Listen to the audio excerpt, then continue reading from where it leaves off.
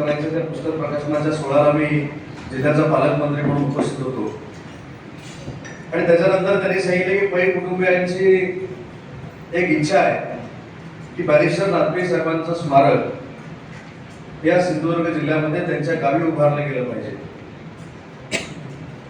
परंतु ही मागणी काय तुमच्या कुटुंबाची नव्हती, खरी सगळ्या सिंधुदुर्ग वासियांची होती, कोकण वासियांची होती.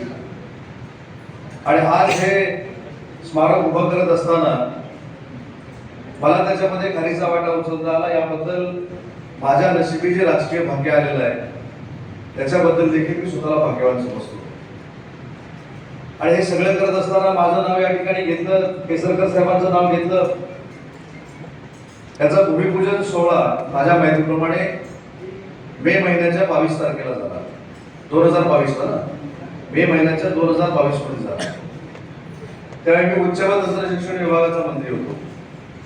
आज मी उद्योग मंत्री आहे. तो कशामुळे झालो हे आपल्या सगळ्यांना माहिती आहे. परंतु त्यावेळी जिल्ह्याचा पालकमंत्री असताना जसं केसरकर साहेब सभागृहामध्ये होते डीपीसीच्या, तसंच केंद्रीय मंत्री असताना देखील माननीय राणे साहेब त्या सभागृहामध्ये असायचे. आणि ज्यावेळी आम्ही संकल्पना मांडली की पै साहेबांचं स्मारक आपल्याला या जिल्ह्यामध्ये करायचं आहे, त्यावेळी